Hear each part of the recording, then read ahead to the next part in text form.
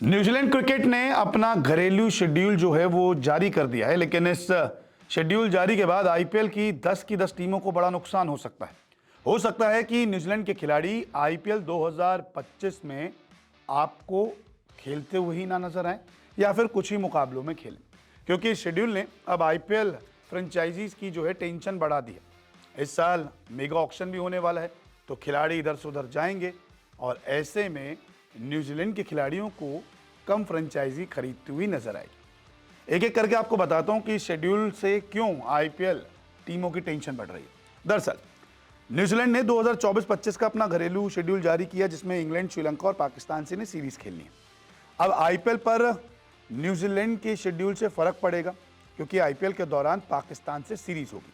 पहले हाफ से न्यूजीलैंड के खिलाड़ी बाहर रह सकते हैं। हो सकता है कि आईपीएल के शेड्यूल से जो न्यूजीलैंड का शेड्यूल है वो टकरा जाए।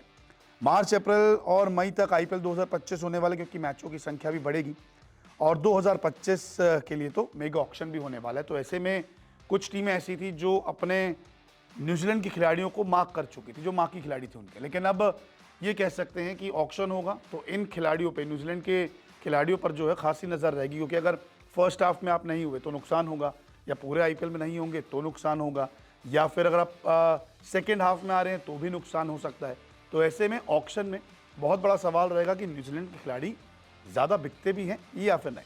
अब न्यूजीलैंड का शेड्यूल क्या है वो आपको मैं समझा देता हूँ। न्यूजीलैंड को पहले टेस्ट सीरीज खेलनी है इंग्लैंड से, घरेलू शेड्यूल है। पहला टेस्ट मैच 28 नवंबर से 2 दिसंबर क्राइस्टचर्च में, दूसरा टेस्ट मैच 6 से 10 दिसंबर वेलिंगटन में, फिर तीसरा टेस्ट मैच 14 से 18 दिसंबर हैमिल्टन में खेला जाएगा। उसके बाद श्रीलंका के साथ टी20 और वनडे सीरीज है। पहला टी20 28 दिसंबर को होगा, दूसरा टी20 30 दिसंबर को होगा, तीसरा टी20 2 जनवरी को होगा, और फिर वनडे सीरीज का पहला मुकाबला 5 जनवरी को वेलिंगटन में खेला जाएगा, दूसरा वनडे 8 जनवरी, तीसरा वनडे 11 जनवरी को ऑकलैंड में होगा।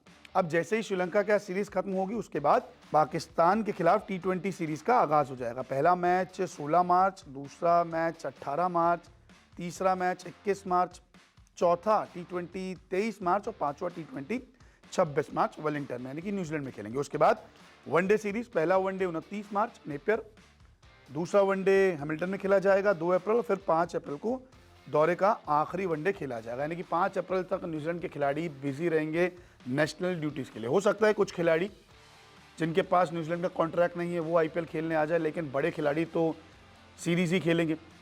इसके अलावा अगर हम देखें तो कई सारी और सीरीज भी पहले खेलनी है, लेकिन आईपीएल के वक्त में न्यूजीलैंड के खिलाड़ी बिजी रहेंगे अपने घरेलू सीरीज में। साथ ही अब मेगा ऑक्शन होगा तो 10 की 10 टीमें जो हैं, जो न्यूजीलैंड के खिलाड़ियों को खरीदना चाहती है, क्योंकि यहाँ पर रिटेंशन आएगी, जिसमें शायद 4 से 5 का रिटेन किए जाएंगे।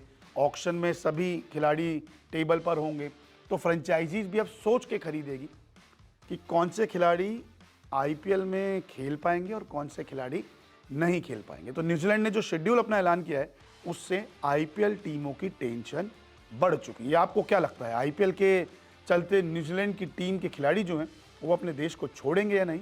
कमेंट करके ज़रूर बताएं।